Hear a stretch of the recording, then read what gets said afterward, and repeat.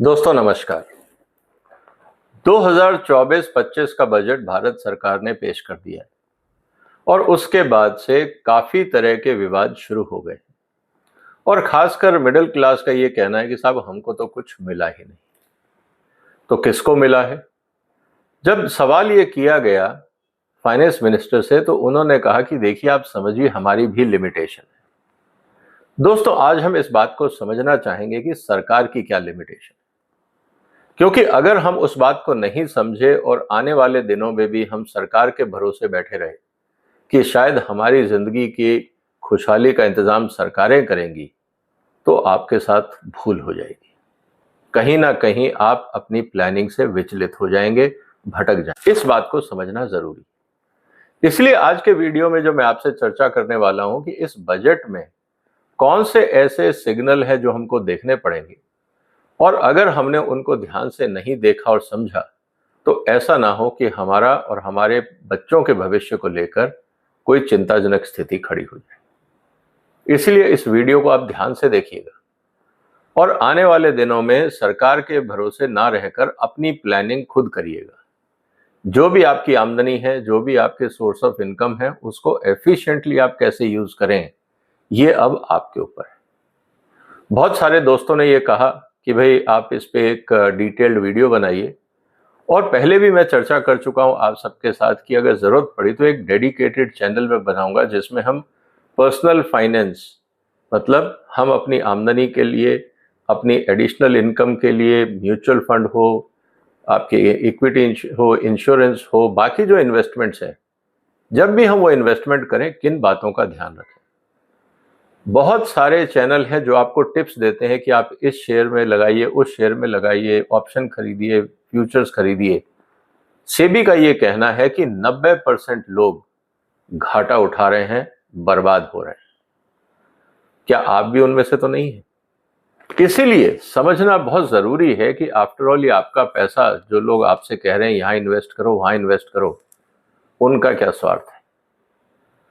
जो मैं आपके साथ एक नया चर्चा करूंगा और नए चैनल में जो मैं शुरुआत करने वाला हूं, सारी तैयारी हो गई है और आज का ये पहला वीडियो भी उस पर अपलोड होगा। और उस चैनल को भी आप सब्सक्राइब कर लीजिएगा, क्योंकि वहां पे सिर्फ फाइनेंस और व्यापार, इनकम से संबंधित बातें होंगी। क्योंकि आप और आपके बच्चे, अगर आप किसी भी तरह से व्यापार में हैं या सैलरीड हैं, आपको ये समझना जरूरी है कि आपके पैसे का सही उपयोग या सही इन्वेस्टमेंट कैसे हो। बहुत सारी चर्चाएं होंगी, इसलिए उस चैनल को भी आप सब्सक्राइब कर लीजिएगा। डिटेल भी मैं आपको इस लिंक में दे दूंगा। दोस्तों सवाल इस बात का है कि इस बजट में किस बात को हमें समझना होगा ताकि हम अपनी प्लानिंग ढंग से कर सकें। आपने देखा होगा बहुत सारे लोगों ने सवाल उठाए कि साहब पुरानी पेंशन स्कीम सही है या नई पेंशन स्कीम सही है। देखिए अल्टीमेटली चाहे वो पुराना हो या नया हो, पैसा तो आएगा कहीं ना कहीं से, चाहे वो सरकार दे या आप दे। अब आप कहेंगे कि साहब हम नहीं देना चाहते, सरकार दे दे। इस तरह के सवाल बहुत हैं। तो क्या सरकार वास्तव में सारी जरूरतें और सारी लोगों की इच्छाएं पूरी कर पाएगी? मुझे नहीं लगता। जैसे हम एक परिवार में अपने सभी परिवार के सदस्यों की इच्छाएं पूरी नहीं कर पाते, सरकार भी नहीं कर पाएगी। और सरकार के पास तो चुनौतियां एक परिवार से ज्यादा। इसलिए आज हम 3 बातों पे चर्चा करेंगे कि सरकार का जो पैसा है वो आता कहां से है। फिर हम ये चर्चा करेंगे कि जो पैसा आता है वो जाता कहां है, और उसमें जो पैसा जाता है उसमें कौन सी ऐसी चीज है जिसको हमें ध्यान रखना है और अपने लेवल पे प्लानिंग करना है। देखिए दोस्तों, आप और हम टैक्स देते हैं। अगर मैं ये कहूं कि साहब टैक्स का जो दायरा है वो अलग अलग है, इनकम टैक्स है, कॉर्पोरेट टैक्स है, गवर्नमेंट एक्साइज ड्यूटी लेती है पेट्रोल, डीजल, अल्कोहल के ऊपर, फिर सरकार बैंकों से उधार भी लेती है, और नॉन टैक्स रेवेन्यूज भी होते हैं जैसे फीस है, पेनल्टीज हैं, बाकी सर्विस चार्जेस हैं, बहुत सारी चीजें हैं। सरकार की पीएसयूज हैं, उनसे उनका आता है आपको रेवेन्यू, जो उसको आप प्रॉफिट बोल सकते हैं, और कस्टम ड्यूटीज। ये कुछ चीजें हैं, लेकिन किससे कितना आता है पहले हम इसकी चर्चा करें। देखिए दोस्तों, सरकार को चलाने के लिए मान लीजिए 1 रुपए की जरूरत है देश चलाने के लिए एक साल में। मैं इस साल की बात कर रहा हूं, 2024-25 में अगर सरकार को देश चलाना है तो जो सरकार देश चला रही है उसमें 19% आता है इनकम टैक्स से। इस बात को आप ध्यान रखिएगा। और जो कॉरपोरेशन टैक्स है, जो कंपनियां प्रॉफिट कमा के सरकार को देती हैं, वो है मात्र 17%। एक वार्निंग साइन इस बात को समझिए आप कि हिंदुस्तान में इनकम टैक्स टोटल कंपनियों के टैक्स से ज्यादा है। ये बहुत ही चिंताजनक स्थिति है, क्योंकि हमारे देश में अगर कंपनियां टैक्स नहीं दे पा रही हैं तो उसके क्या कारण है? या तो यहां इन्वेस्टमेंट नहीं हो रहा, अगर इन्वेस्टमेंट हुआ है तो कैपेसिटी यूटिलाइजेशन नहीं हुआ है, और अगर कैपेसिटी यूटिलाइजेशन भी है और इन्वेस्टमेंट्स भी है तो कॉस्ट ऑफ प्रोडक्शन इतना ज्यादा है कि कंपनियों का प्रॉफिट कम हो जाता है, और जब कंपनियों का प्रॉफिट कम हो जाता है तो टैक्स भी कम होगा। इस बात को भी समझना होगा। तो सरकार को इस बात को समझना होगा कि हिंदुस्तान में कॉरपोरेशन टैक्स कैसे बढ़ाया जाए। इसका मतलब यह है कि आपको अपनी आर्थिक नीतियों को बदलना होगा, और उसमें सबसे बड़ा जो दुविधा की बात है वो है आपके पुराने कानून, जिसने कॉरपोरेशंस या एंटरप्रेन्योरशिप को इन्वेस्टमेंट करने से रोका हुआ है। हर कदम पे परमिशन, और हर परमिशन के साथ करप्शन। जब तक भारत सरकार परमिशन करप्शन के नेक्सस को नहीं तोड़ेगी, इन्वेस्टमेंट नहीं आएगा और कॉरपोरेशन टैक्स नहीं बढ़ेगा।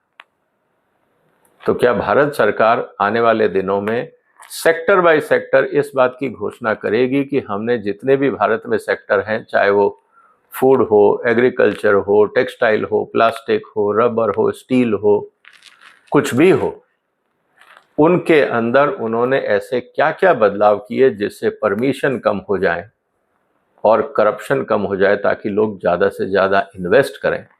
जब इन्वेस्ट करेंगे तो रोज़गार मिलेगा, और जब कंपनियां चलेंगी तो लोगों को तनख्वाहें मिलेंगी और सरकार को टैक्स मिलेगा। अब सवाल इस बात का है कि क्या मोदी सरकार ये बदलाव करेगी?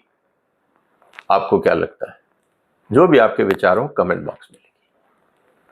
दूसरा जो सबसे इंपॉर्टेंट चीज है दोस्तों, जीएसटी है करीब 18% और यूनियन एक्साइज ड्यूटी है करीब 5%। अगर हम ये देखें कि ये सब मिलाने के बाद ये टोटल बनता है करीब 73%। देश चलाने के लिए जो सबसे ज्यादा पैसा आता है वो आता है बोरोइंग एंड अदर लायबिलिटीज, मतलब सरकार को उधार लेना पड़ता है। आपके जितने टैक्स कलेक्शन हैं उससे आपका गुजारा नहीं हो रहा है, ये बात हमें समझनी होगी। इसीलिए जब वित्त मंत्री ने यह कहा कि आप हमारी मजबूरी समझिए कि हमको देश चलाने के लिए उधार लेना पड़ रहा है, इस बात को आपको समझना होगा। तो दोस्तों, जो ये उधार लिया जा रहा है बाजार से, इसका उपयोग क्या हो रहा है, इसको भी समझना जरूरी। जो खर्चे सरकार कर रही है उसमें आपकी स्कीम्स हैं। डिफेंस पे करीब 8% खर्च है, सब्सिडी पे 6% खर्च है, सेंट्रली स्पॉन्सर्ड स्कीम पे 8% है। बाकी कुल मिला के जो खर्चे हैं अगर मैं पूरे देश के देखूं तो 20%, 80% के आसपास। चिंता की बात क्या है? सबसे ज्यादा एलोकेशन जो है एक अकाउंट में अगर मैं कहूं वो है इंटरेस्ट पेमेंट में। इसका मतलब यह है कि आप 27% ले रहे हैं अपने बजट का उधार और 20% वापस चुका रहे हैं ब्याज के रूप में। इसका मतलब यह है कि आज भारत सरकार को अपना ब्याज चुकाने के लिए उधार लेना पड़ रहा है। इसका मतलब यह है कि कहीं हम डेट ट्रैप में तो नहीं फंस रहे हैं। अगर भारत सरकार इस तरह की स्थिति में है और हम ऊपर से उम्मीद कर रहे हैं कि सब्सिडी और मिले, टैक्स कम हो जाए, तो स्थिति और गंभीर हो जाएगी। इस बात को आपको समझना होगा। तो फिर रास्ता क्या है, उसकी चर्चा हम अलग से करेंगे। दोस्तों, जो मैंने आपको टैक्स रेवेन्यू की बात करी, थोड़ा मैं और प्रिसाइज आपको बताना चाहता हूं। इस साल भारत सरकार को जो ब्याज देना है वो है 11.63 लाख करोड़, 11.63 लाख करोड़ रुपए का भारत सरकार को ब्याज देना है। और 11.63 लाख रुपए ही भारत सरकार बाजार से लोन ले रही है। अपना पैसा नहीं है भारत सरकार के पास कि अपना ब्याज भी चुका सके। इसका मतलब यह है कि आज भारत सरकार को ब्याज चुकाने के लिए लोन लेना पड़ रहा है। और टोटल लोन जो इस बार लिया जा रहा है, अगर आप बजट देखें, वो है 48 लाख करोड़ का, और भारत सरकार का जो रेवेन्यू है वो है 32 लाख करोड़। इसका मतलब 16 लाख करोड़ रुपए आपको उधार लेना है बाजार से देश चलाने के लिए। और उस उधार में से अगर वो इन्वेस्टमेंट में जाता, डेवलपमेंट में जाता, इंफ्रास्ट्रक्चर में जाता, तो बात समझ में आती। लेकिन वो 16 लाख में से करीब 12 लाख रुपए तो आपका ब्याज में जा रहा है, तो बचे आपके पास 4 लाख रुपए। अगले साल इस 4 लाख पे भी ब्याज आपका जुड़ेगा, जो बजट में अगले साल आप देखेंगे कि इससे ज्यादा आपको ब्याज। इस स्थिति के अंदर अगर हम ये बोलें कि भारत सरकार ने हमारे टैक्स नहीं घटाए, तो पैसा कहां से आएगा? मतलब उधार और लेना पड़ेगा। अगर हम ये उम्मीद करते हैं कि भारत सरकार ने सब्सिडी नहीं बढ़ाई, तो क्या उम्मीद करें हम ये उम्मीद करते हैं कि सारी फसलों को मैंडेटरी एमएसपी मिल जाए और भारत सरकार खरीदे, पैसा कहां है? तो इसीलिए जब वित्त मंत्री ने ये बोला कि हम आप हमारी मुश्किलें को समझो, तो मुश्किलें एक्चुअली यही है कि पैसा नहीं। इस स्थिति में दोस्तों, अब ये हमारी जिम्मेवारी बनती है कि हम अपना जो भी इनकम है उसको कैसे ढंग से इन्वेस्ट करें।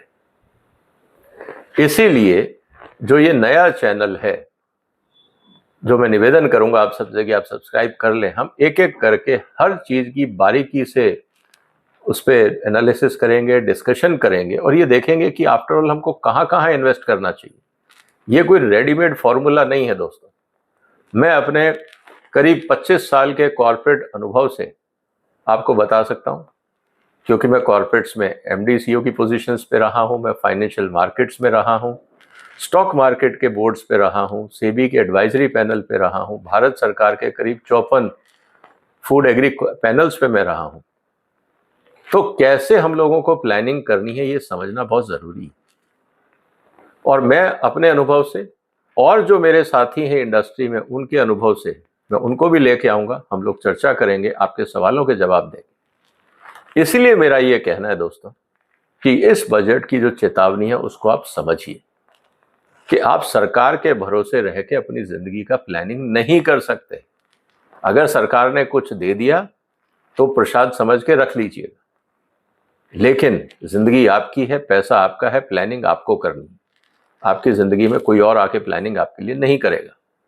हम आपकी सहायता कर सकते हैं, हम आपको इनपुट दे सकते हैं, लेकिन एक बात का ध्यान रखिएगा, हम टिप नहीं देंगे आपको। हम आपको सट्टे में नहीं डालेंगे, हम सट्टा बाजारी हम आपके साथ नहीं करेंगे। हम आपको फाइनेंशियल लिटरेसी पे फोकस करेंगे, ताकि आप बच्चों के साथ डिस्कस करें, परिवार में चर्चा करें, दोस्तों में चर्चा करें। फोकस फाइनेंशियल लिटरेसी है, सट्टा बाजार नहीं।